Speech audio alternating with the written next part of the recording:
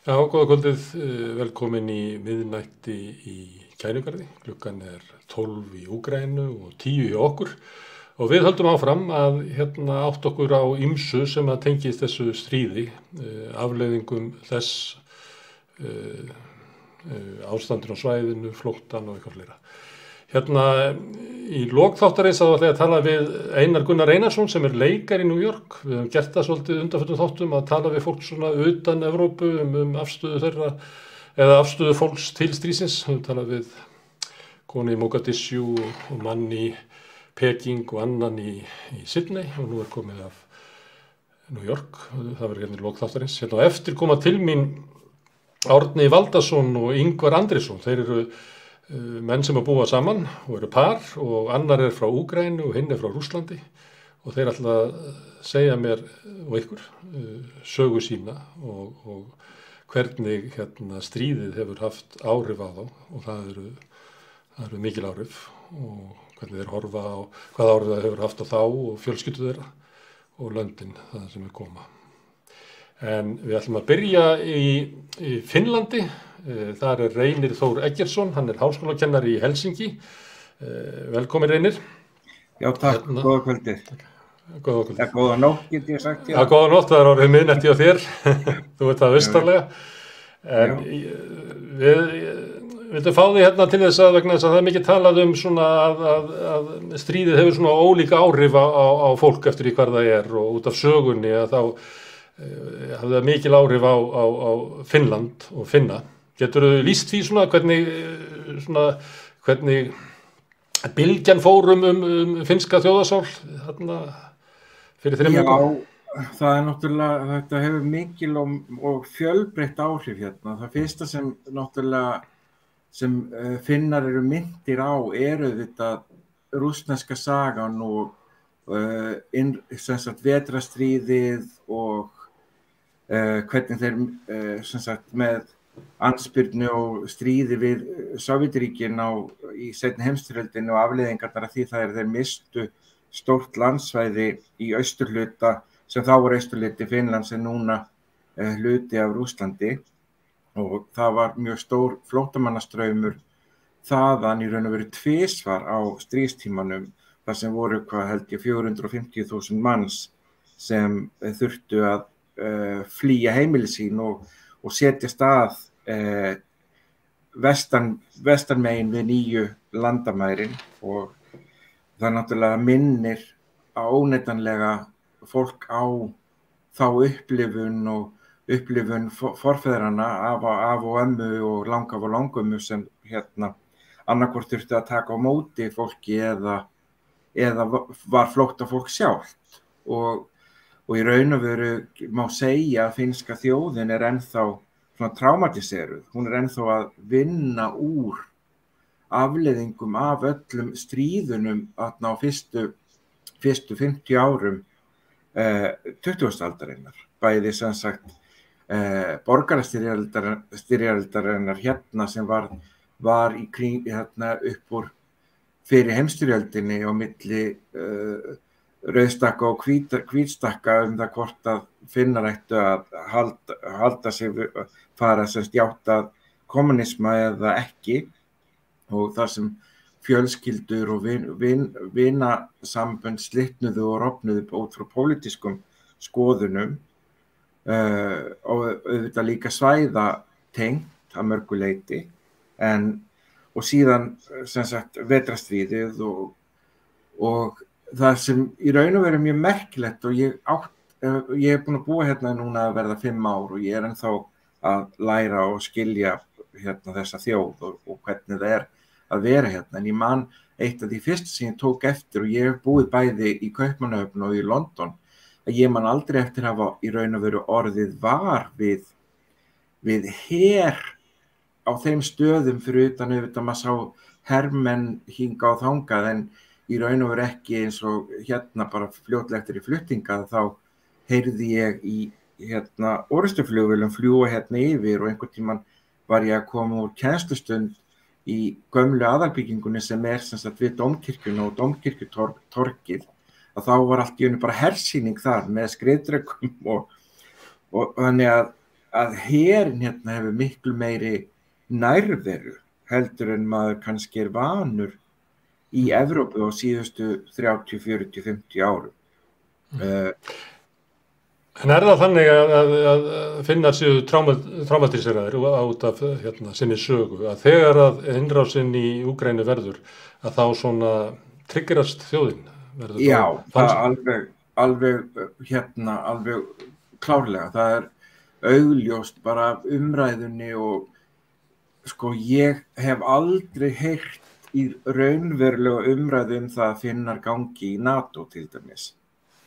Og það hafa alveg verið harðar línur að sumir flokkar hafa viljað að svona hægra megin við miðjuna en allir sem eru frá miðjunni og vinstra megin við hann að hafa svona haldið sig annarkvort algjörlega á móti eða vilja bara halda hlutleysisstefnunni. En meira segja núna að þá sem sagt formaður vinstriflokksins eiginlega komin þar að hún allavega útilokar ekki að sækjum í NATO en vill skoða og áhættugreina málið og það rauninni orðin mikill meirihluti í skoðanakönnunum fyrir því að ganga í NATO og kannski með þvert á hótanir Pútins að hótanir hans hafa í raun og veru kannski akkurat andstöðuna við það og andstöðuna við það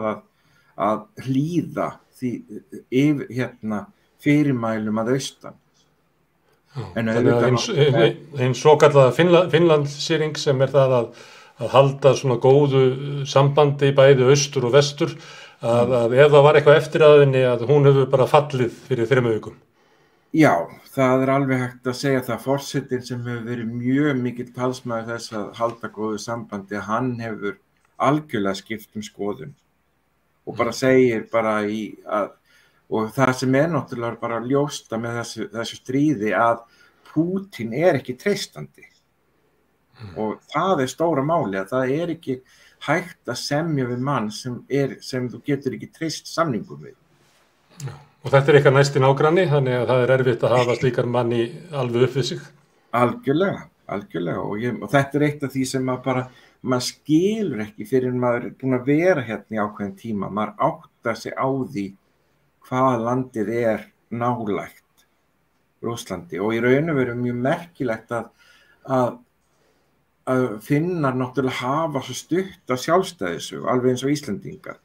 Að Finnar héldu upp á 100 ára sjálfstæðisitt 2017 ári áður en við héldum upp á okkar fullveldisafmæli og í raun og veru voru þeir ekki undir Rússum nema í það bil 100 ár en þar áður voru náttúrulega undir risa keisaraveldinu Svíþjóð sem var náttúrulega þó ég væri konungsveldi þá var það í raun og veru eitt af áhrifamestu svona ríkjum í álfunni allavega á þeim tíma. Á þeim tíma þegar Skandinavar voru með heimsóttastefnu, bæði Danir og Svíar. Já, og Svíar náttúrulega ef maður hugsar út í hvaða stór landsvæði voru einhvern tímann hluti af sænska konungsríkinu, þá erum við náttúrulega að tala Eystrasalti bara nánast eins og það leggur sig fyrir utan Pétursborgar svæðið En nú líka, nú ekki bara stjórnmálatengsl sterk eða voru, eða svona Finnar þurftu að taka tilliti til þessa nágranna, en þetta voru mikil viðskiptatengsl þarna á milli. Já. Hefur dregið úr því eða hvaða áhrif hefur þetta svona viðskiptahindranir og svona á Finnland? Kanntu að segja frá því? Finnar eitt af þeim löndum sem eru með mest viðskipti við Rússland og sem hluti af Evrópusambandinu þá eru þeir í rauninni þá fá þeir ákveðnar bætur vegna þess að þeir taka fulla þátt í sem sagt aðgerðunum en að því þeir verða miklu meira fyrir barðin á þeim þá í raun og veru fá þeir ákveðna hjálp frá Evrópusambandinu. Það sem náttúrulega kannski bjargar því að einhverju leyti að þegar sem sagt Sovétríkin féllu að þá náttúrulega fór efnahagur Finnlands bara á hausinn og það var svo mikil sala til Sovétríkjanna og Finnar sem sagt, eftir að Finnar komu undir sér fótunum aftur þá hafa þeir miklu, getum við sagt, fjölbreyttari efnahag heldur en þeir höfðu fyrir 1990. Þannig að þeir eru verið búin að ganga í gegnum þennan pakka í raun og veru. Þeir hafa þurft að byggja sig upp og hafa þar að leiðandi, getum við sagt, ekkin í fleiri körfum heldur en bara einni. Þannig það ekki fréttir af því að þessu fyrirtækja loka vegna þess að það misti viðskipti til Rússlands, það ekki neina slíka fréttir. Nei, það meira fyrirtæki að loka í Rússlandi starfstöðum sem hluti af aðgerðunum. En ekki sem maður hefur heyrt hérna, það er allavega ekki ennþá. Herður Reynir, já. Hérna, þú ert einn helsti sérfræðingur Íslendinga í Eurovision. Og ég verði eiginlega að spyrja þig um það, hvaða áhrif mun stríðið í Úkraínu hafa á Eurovision? Verði ekki ljóst að Úkraína mun vinna þetta? Það er náttúrulega aldrei neitt örugt, en það eru mikla líkur á því að Úkraína fái mikinn stuðning almennings í Evrópu í símakosningu. En á móti kemur að það náttúrulega dómnefndir í öllum löndum sem hafa 50% vægi. Þannig að ef að dómnefndirnar dæma út frá öðru heldur en pólitík, að þá náttúrulega vitum ekki hvað gerist, en það er ljóst að Úkraína verður mjög ofarlega, held ég. Bara, sem sagt, nánast óháð því hvort að lagið að segja gott eða ekki, Af því að það bara, stemningin dálítið þar, en við vitum náttúrulega ekki hvernig hlutinni verða þegar kemur fram í maí. Stemmingin svona, ég sé að þú hefur valið fyrirgefðu. Ég ætlaði bara að segja að stemmingin þannig að þú hefur valið skyrtu í litum Úkraínu. Já, bara, það ekki réttu litirnir. Herður Reynir, ég þakka hérna kærlega fyrir að gefa tíma og afsakja ég þessi að gera rúmruskáður svona eftir miðnætti í Helsinki. Ánægjan og ég bara vona að það verði ekki of mörg þessi kvöld hjá okkur að ræða þetta stríð. Nei, við sögðum það fyrst, við reyndar verið að viðurkenna að við hefum ekki gert það undanfæri, kannski erum við að tapa voninni, en við sögðum alltaf í lok þáttanna að við vonuðum til þess að þetta síðasti þátturinn, það þið samið frið. Fljótlega, en við hefum ekki sagt það núna undanlega. Ég held að það verði nokkrir í viðbót, en við vonum það að þeir verði ekkit marga mánuði og hvað þá í mörg ár. Nei, við vonum það einilega. Við vonum það einilega. Herðu, kæra þakkir Reynir. Takk sem leiðis, það heilsagt. Herðu, hingað í stúdíu eru komnir þeir Árni Valdason, sem frá Úkraínu, og Ingvar Andrésson, sem frá Rússlandi. Þetta nöfn sem að þið hafið tekið upp eftir að koma hingað til Íslands. Og ykkar saga náttúrulega merkileg og ég ætla nú bara að byrja svona á venjulegan hátt og spyrja til dæmis þig, hvaðan kemurðu? Hvaðan ertu? Ég frá Úkraínu. Ég bara fæddist í svona lítið borg sem heitir Berdice. Það nálægt Žytomyr. Það 150 kilometrar frá Kænugarði.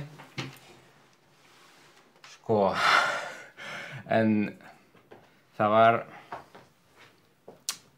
var mjög rólegur borg.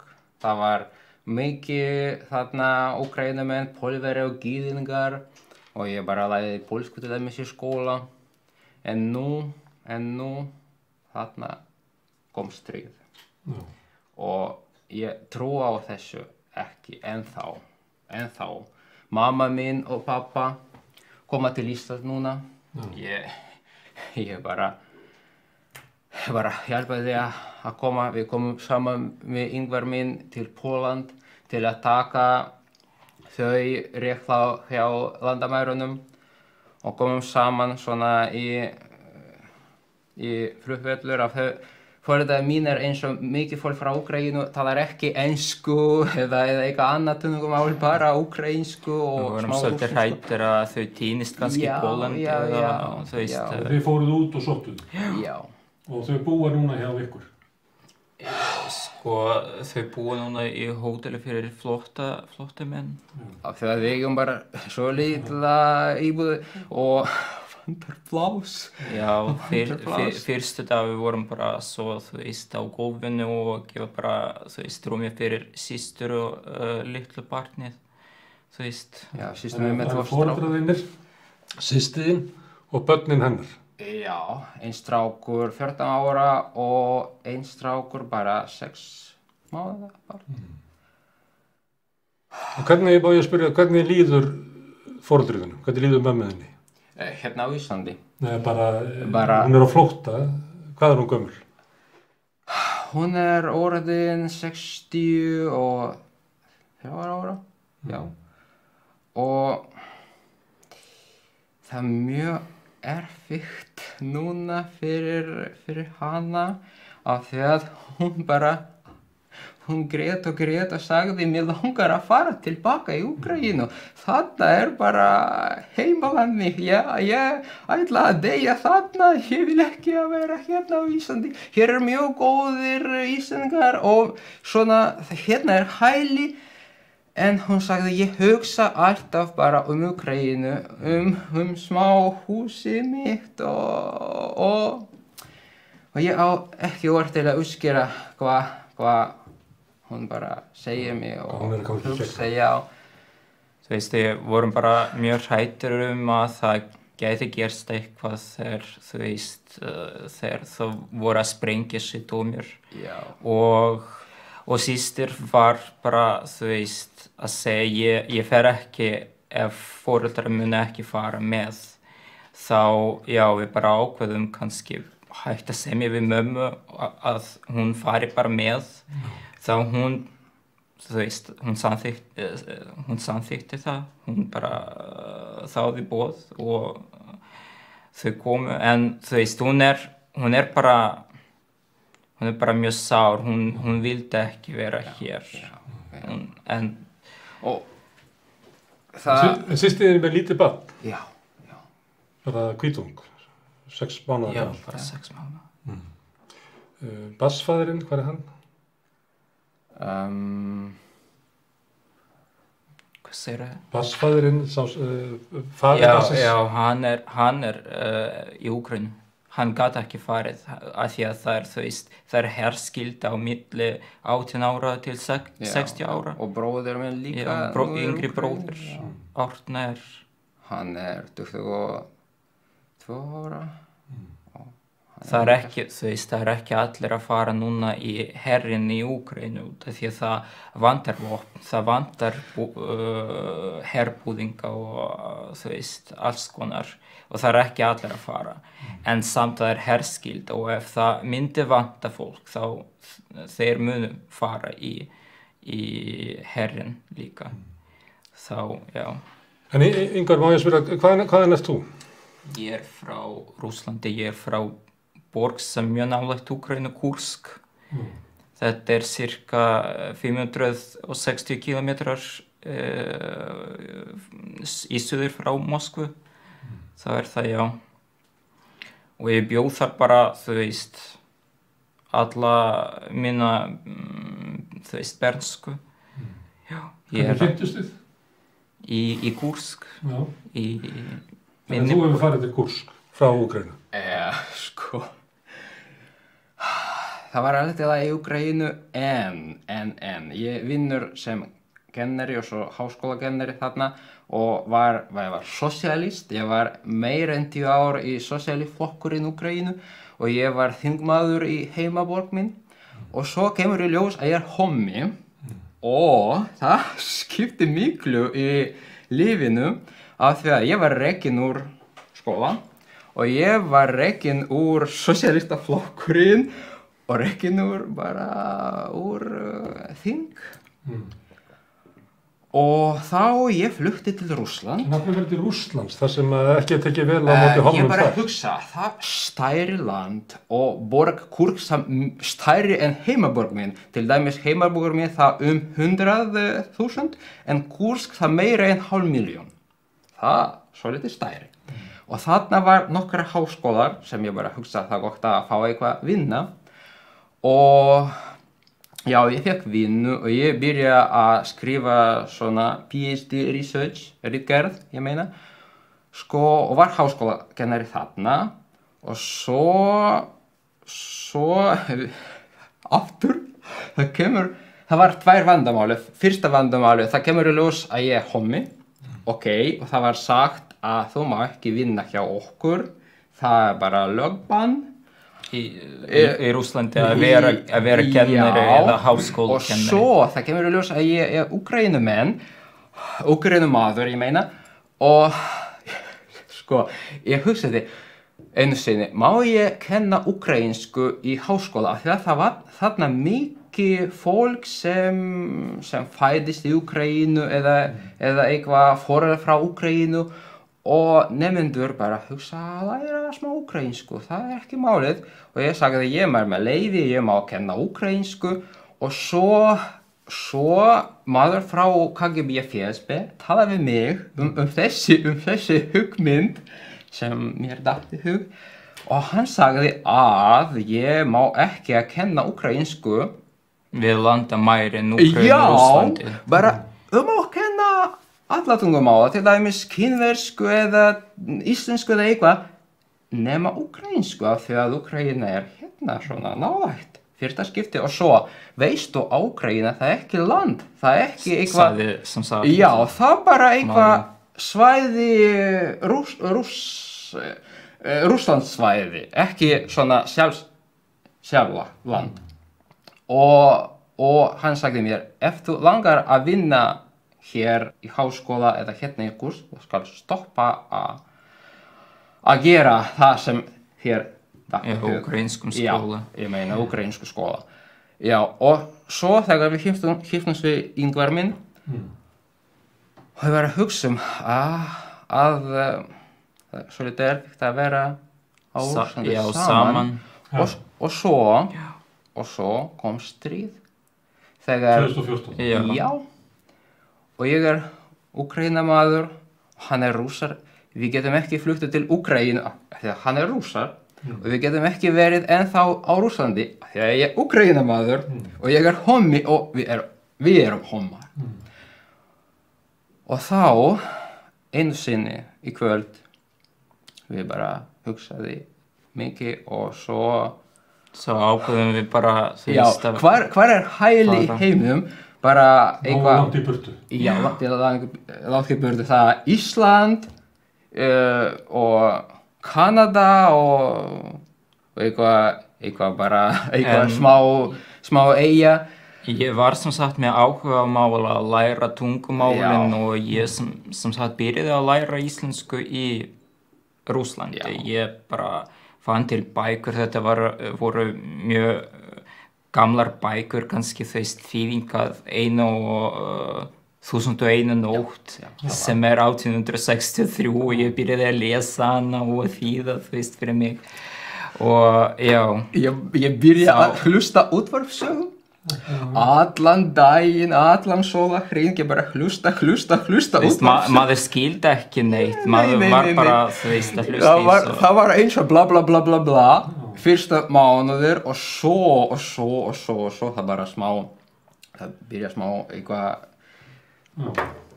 En komuð þið til Íslands sem flóttamenn af því að þið voruð í hættu í ykkar heimalandi af því þið eru homar?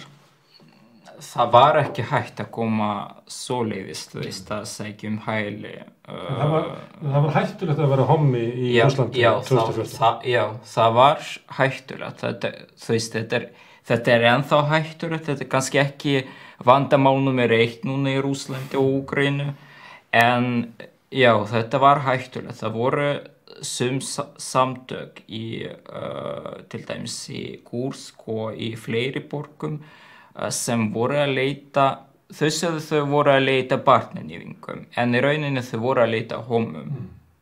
og þú veist, ég heyrði margar sögur þeim sem voru ekki, þú veist, að fela að þeir voru homar, þeir voru bara drepnir. Já. Og, já. Það var. Og nú verri en var. Nú verri. Það var svolítið verða í Rússlandi. Já. En þið komu til Íslands, hvenær? 2014, 2015? Já, ágúst 2014. Já. Og við byrjuðum að vera hér eins og bara nemendur, þú veist, með dvalarleyfi. Já. Við erum að læra svona íslenska sem annað mál í Háskóla Íslands. Og já, ég sem sagt kláraði fyrst, við kláruðum báðir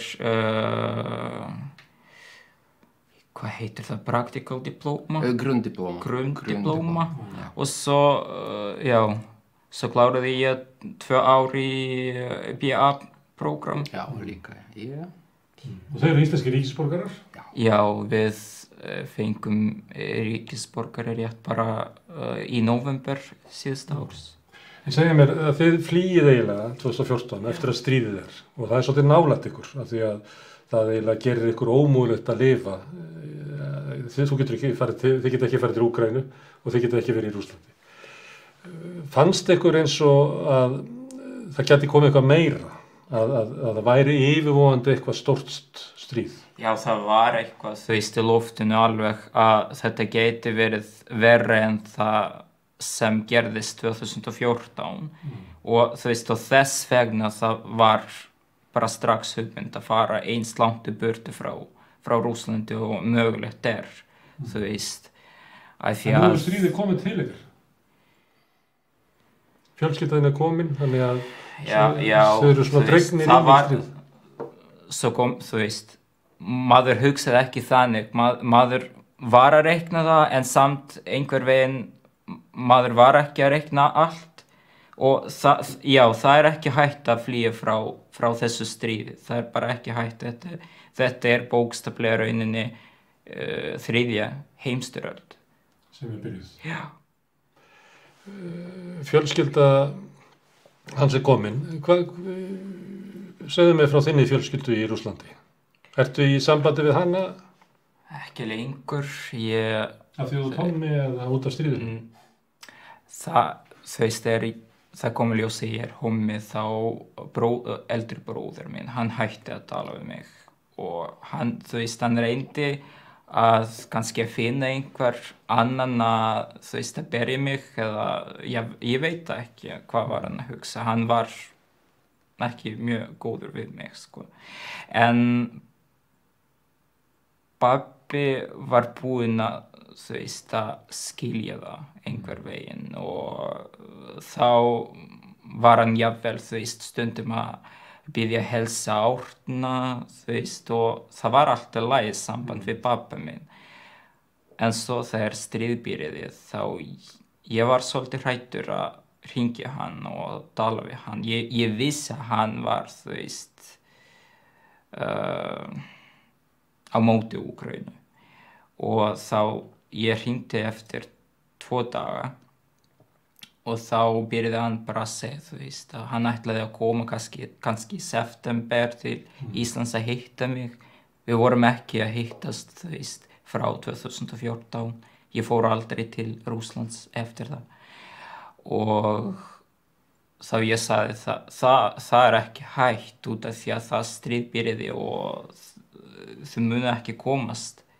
Og þá byrjaði hann að segja að það er réttlátt að Rússland var að byrja innrás í Úkraínu og allt þetta, þá ég bara skellti á. Ég er ekki með samband lengur við pappa og ekki með ömmu og afa sem, þú veist, það er gamalt fólk og þú veist, ég myndi kannski gera þetta verra fyrir þeirra heilsu ef ég myndi, þú veist, að segja að þeirra skoðun ekki réttar og allt. En ég get ekki hlusta það sem þeir segja. Ég bara, þú veist, ég bresti grát þegar ég heyri þetta, þú veist, ljóta hluti. En nú fjölskylda þín komin, foreldrar þínir. Heldur að þau muni snúa aftur fljótlega til Úkraínu? Ekki fljótlega. En mamma mín bara heldur að það fljótlega nokkra daga eða vikur. En ég held það tekur meira en nokkra vikur, meira en nokkra mánuðir. Að minnsta kosti, ég veit ekki. 5 ár eða minni en það ekki fljótlega. Og svo þú veist, það spurning hvort verður þá einhver staðar til þess að koma tilbaka. Það verður kannski ekki, þú veist, húsnæði lengur. Það verður ekki þetta, þú veist, þorp sem þau bjuggu.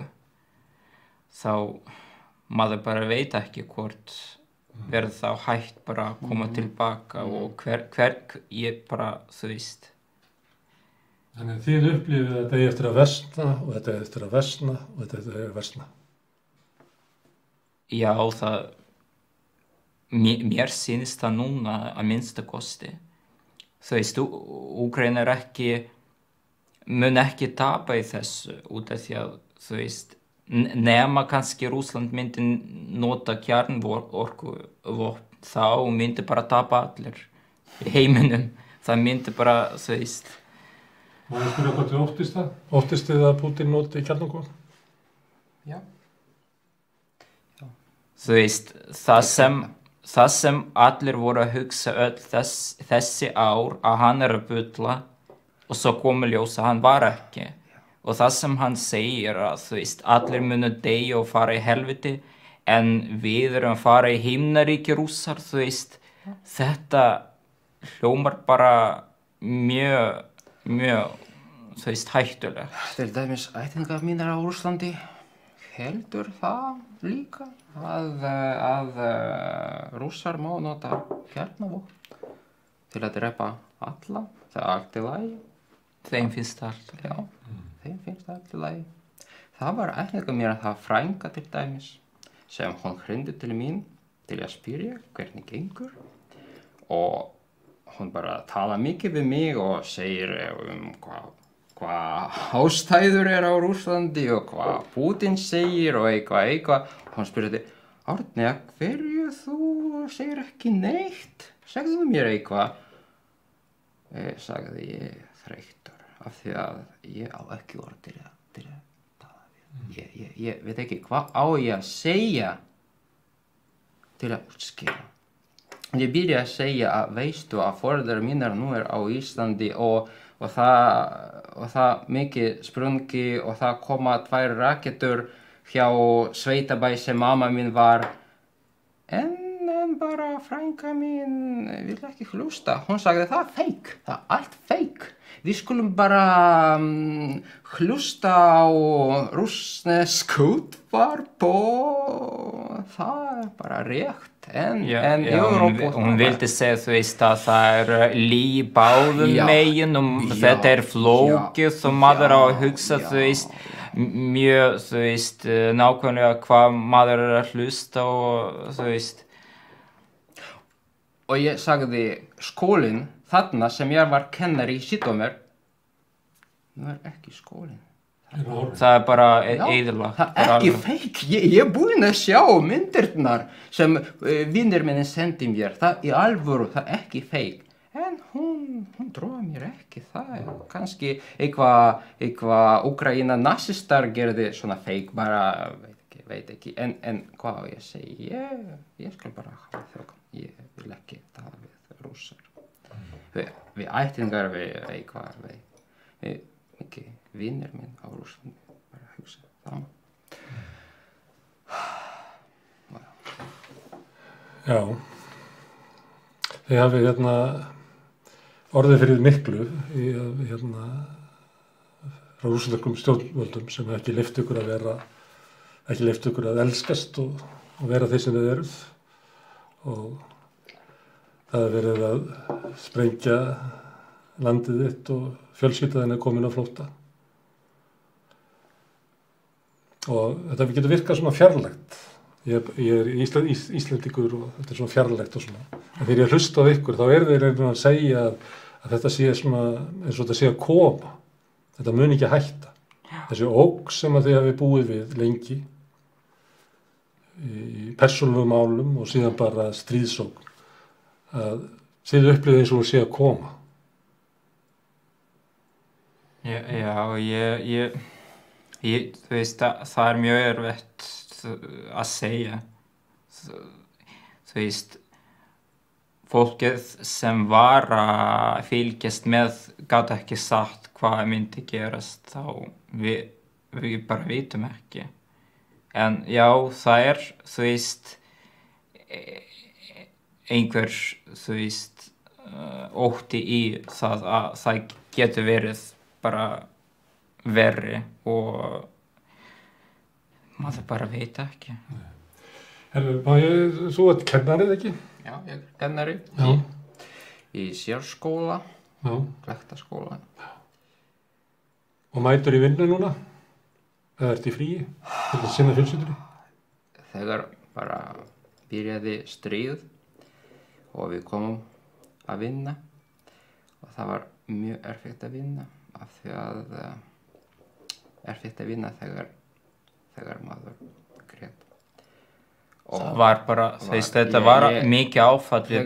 Ég opnaði munninn, þá kom strax tár og allir í kringum Íslendingar bara hlæja eða brosa eða þú veist, fólk var ekki alveg að skilja hvað í gangi og þú veist. Og það var, þegar við komum heim, það var erfitt að vera heima og erfitt að sofa, við stoppum að borða því að það matur bara koma ekki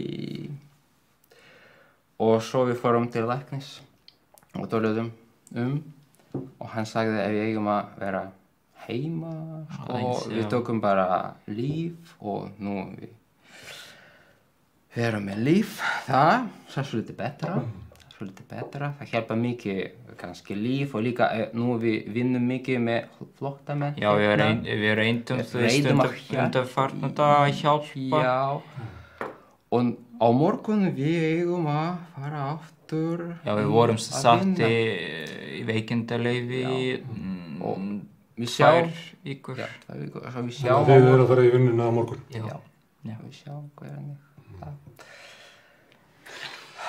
Já, herðu, Árni og Ingvar, ég þakka ekki kærlega fyrir að koma hingað og segja sögu ykkar.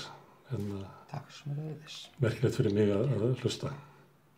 Fyrir. Takk fyrir. Það er einn dagskrárliður eftir í þættinum okkar. Það er við höfum undanfarið heyrt í fólki svona í öðrum deildum jarðar heldur en Evrópu. Tala við fólki í Afríku og Kína og Ástralíu og við ætlum aðeins að tala við hann Einar Gunnar Einarsson sem er leikari í New York. Blessaður Einar. Góð sæl.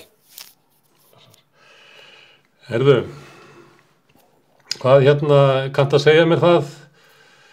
Hvernig stríðið í Úkraínu svona spilar inn í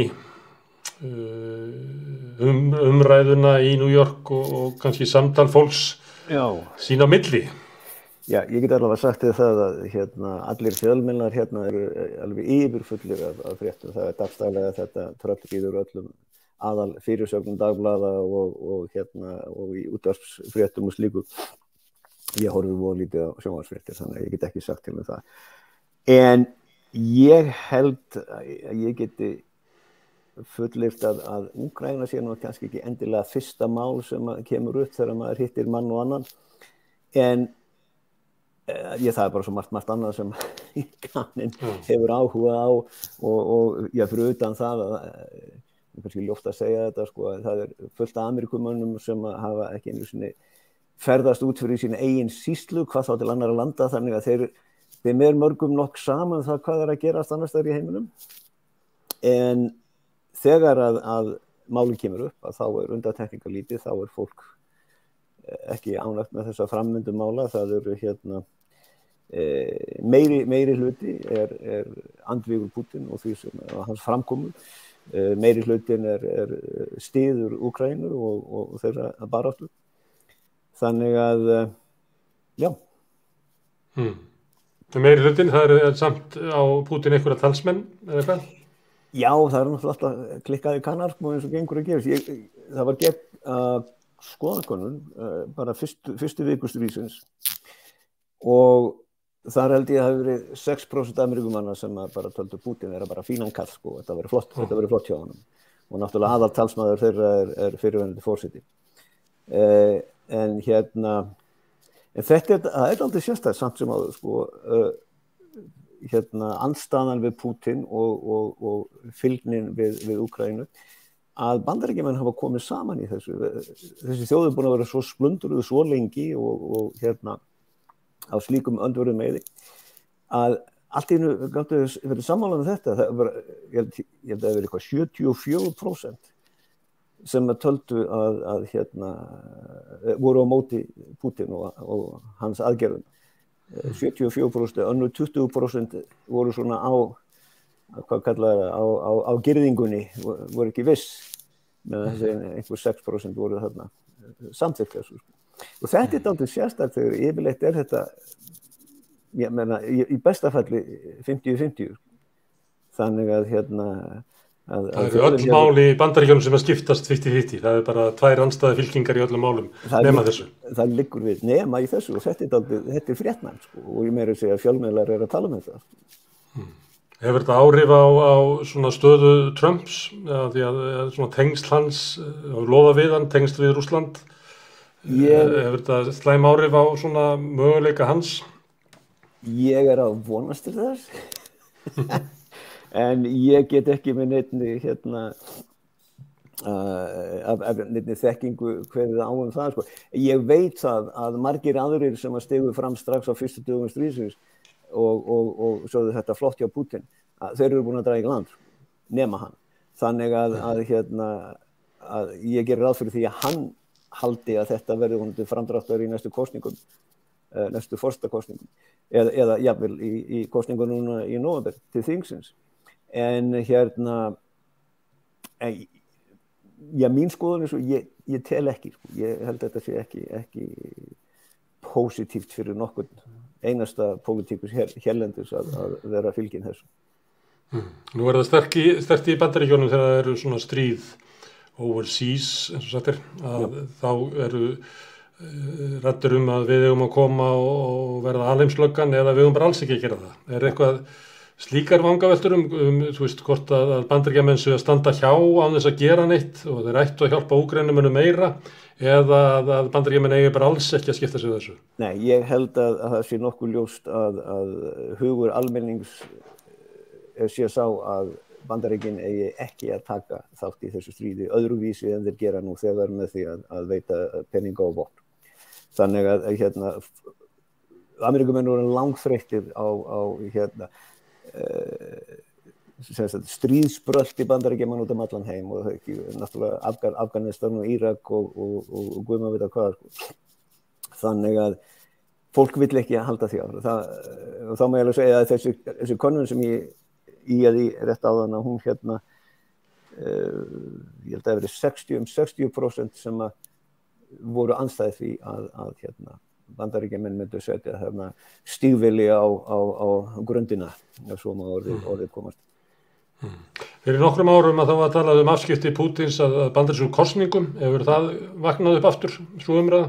Nei, ekki. Hann sé svona vondi maðurinn í heiminum sem er að hluta stílu og skemma fyrir Bandaríkjamennum? Ekki að neinu marki svo ég hafi tekið eftir, en það sem að ég hef þó hoggið eftir er að ef svo umræði kemur upp að þá er fólk að segja, heyrðu, þetta var kannski rétt. Þannig að hann er orðin það vondur kall, sko, að það er hægt að trúa öllu upp á það. Herðu, Einar Gunnar, þakka þér fyrir að staldra hérna við í þættinum miðnætti í Kænugarði.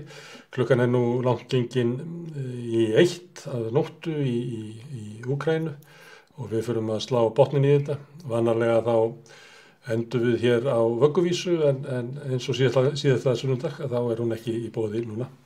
Þannig að við endum bara með því að segja góða nótt. Góða nótt.